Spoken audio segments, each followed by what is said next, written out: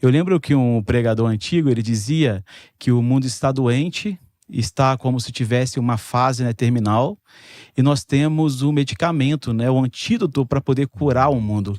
Mas, infelizmente, está guardado nos nossos armários. Sim, Então, a gente sabe o que fazer, mas às vezes a gente não o faz. sim. Quantas pessoas passam por nós diariamente? Nós encontramos no mercado, no ônibus, no trabalho, e a gente não tem coragem ou não rompe com alguma coisa, alguma barreira para poder alcançar essa pessoa. Sim. Então, existem algumas coisas que vão impedir isso. Uma delas é o próprio medo, né? Eu vou citar aqui que o medo, ele impede a gente. Por exemplo, não sei se você já teve isso, mas só que eu já tive muito. De pensar assim, será que ele vai acreditar no que eu tenho aqui a falar com ele? Sim. Ou então, será que ele vai ficar chateado? Será que ele vai me dar um com soco? certeza. Então, existe o medo de a pessoa dizer não. Da rejeição, né? Rejeição. Então, esse é um medo que está ali, ele já está pronto, ele está te combatendo desde o momento que você pensa em compartilhar a palavra de Deus. Então, quando você pensar em compartilhar, o medo ele já está ali, ele está pronto a combater você. Só que a Bíblia nos ensina que o perfeito amor de Deus, ele lança fora o medo. O que vai nos impulsionar, o que vai nos dar coragem, não é o medo estar ali, mas é estar cheio desse amor de Deus. Sim. Para a gente romper com esse lugar de medo e acreditar que aquilo que estamos fazendo resulta em algo eterno. Eu acho interessante a história de Samuel, quando o povo pede um rei. Né? E Samuel era um profeta. Sim. Né? E ele tinha meio que um papel de governo ali também como profeta, porque ele era meio juiz também.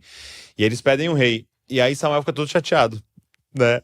Se sentindo rejeitado. E aí Deus fala com Samuel, ei, acorda, eles não estão rejeitando você, eles estão rejeitando a mim. Então eu acho que isso é uma chave no nosso coração, de quando você está obedecendo e, por exemplo, cumprindo a grande comissão, indo pregar, e alguém fala, não, sai daqui, não quero te ouvir, não é a você que ele está rejeitando. É ao Senhor que ele está rejeitando. Então acho que isso é bem importante. E aí, um amor que supera esse medo, né? Sim. E a ideia também é que a gente não está aqui para convencer ninguém. O Espírito Santo que faz isso, é o papel dele. Só dando matéria-prima só, né? O papel nosso é comunicar. Porque que evangelização, ela vai ser um conjunto de umas duas palavras. A primeira é a palavra querigma, que precisa ter a proclamação. E a segunda ali é a palavra martureu, a palavra martus, que significa, né, testemunha. Né? Então, tem que ter uma junção disso, que é a coragem de proclamar, é a forma mais inteligível de compartilhar o evangelho, a ponto dele ser, né, compreensível. Então, a gente tem que ter clareza naquilo que a gente está, né, comunicando às pessoas e, ao mesmo tempo, estar disposto a sofrer qualquer coisa por causa dessa palavra. Então, a igreja primitiva, ela fez isso. Ela foi automaticamente evangelizadora. Sim.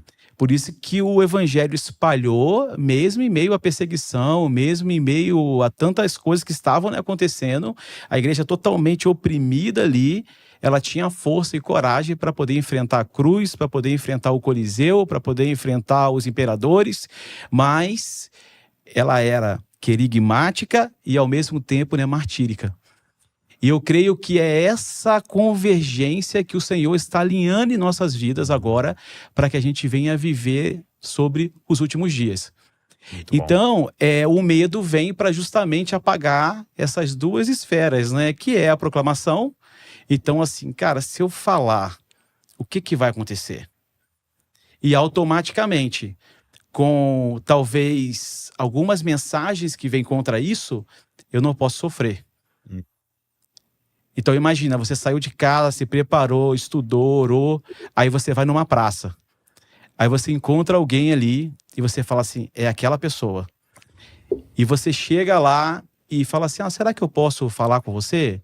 Ah, pode. E você começa a conversar, talvez coisa que não tem nada a ver, geralmente é assim, né? Puxar o assunto, né? Isso, me dá um pouquinho de água, Jesus, né? E depois a conversa começa e você compartilha o evangelho e a pessoa, ela olha para você e fala assim, cara, eu odeio Jesus. sai daqui agora. Some daqui. Imagina alguém falando isso. Você abaixa a cabeça e sai. Você pode ter duas atitudes. Uma é ficar triste, de falar assim, poxa, ele rejeitou isso. E a segunda é, eu fui insultado por causa da palavra e está se cumprindo aquilo que Jesus ele disse. E também, Douglas, a gente não tem ideia do que esse cara que falou isso, o que o Espírito Santo pode mover na vida dele. Sim. Talvez esse cara ele pode pensar assim, cara, eu fui um cara rude. Por que eu fiz isso? O que está movendo meu coração? Talvez o próprio Espírito começar a fazer perguntas a ele e o próprio Espírito convencer ele. Pode ser que no meio do caminho ele vai correr e vai te encontrar. Cara, me perdoa.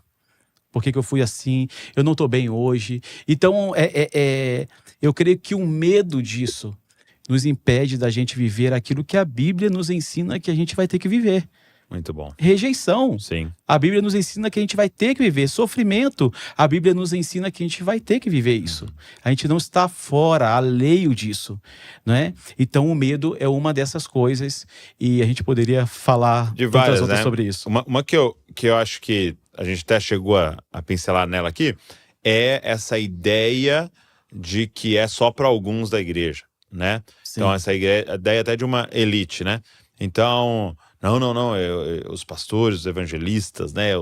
Eles que fazem isso, eu não. Missionários. Né? Porque acabou vindo de uma herança católica, né? De um clero, né? Dos... Onde fica por leigos. Os leigos, os só membros. Não sou só um membro, não. E é lembrando disso, né? Que um membro é membro do corpo de Cristo. Isso. Então, todo membro tem uma função, né? E proclamar o evangelho é a função de todos nós. Né? O ID não foi para só alguns, né? E justamente os próprios evangelistas no corpo, né, relacionado aos ministérios, eles vão capacitar os santos para que os santos cumpram, né? Cumpram Então, assim, quem que vai estar na ponta mesmo é justamente o membro, o irmão, que está sendo, né, capacitado para poder falar, né, às pessoas. E você deu um exemplo muito legal desse evangelismo dos seus amigos, né? De, fazer um churrasco aqui em casa e eu tenho uma coisa que eu preciso contar para vocês e tal, e chamou esses amigos e compartilhou o evangelho. Porque a galera que tá nos ouvindo, você tá ouvindo assim perto de quando a gente lançou, estamos nesse período de festas, né? Então, naturalmente, você não vai nem organizar para isso uma festa, você vai estar lá com os seus familiares, né? Virada de ano, o Natal, é uma época sempre da gente estar reunido, o próprio janeiro ali, a gente está sempre com atividades, né, de comunhão. O Brasil tem bastante disso, né, graças a Deus. E a gente até teve uma direção aqui na família Desascope desde que a gente começou, né? A gente tem 7 anos da igreja, e a gente, no primeiro ano, teve que tomar uma decisão, nós vamos fazer o culto da virada, né? Vamos ir para a igreja no dia 31 e tá ali 10 da noite, a gente fica até... E aí, e eu não vejo nenhum problema, ok? No culto da virada, acho muito legal. Participei minha vida inteira, todos os anos eu passo orando e tal. Mas a gente tomou essa decisão, não vamos fazer. Por quê? Porque a gente quer usar isso também como estratégia evangelística.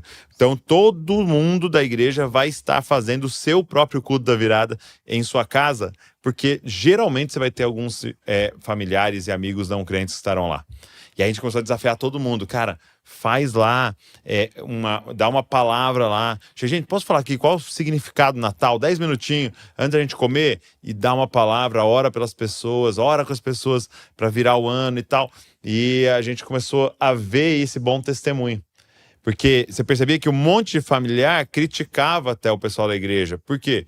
Porque do nada eles saíam de casa arrumados e falavam, espera aí que a gente já volta. E aí ia para lá, para a igreja, tal, ficava lá, depois voltava, às vezes perdia aquele momento que muitos consideram muito especial, tal. A gente falou, não, vamos ser luz lá, né? Vamos ser luz lá. Então, é uma grande estratégia para todo mundo que está aí, esses períodos de festas agora.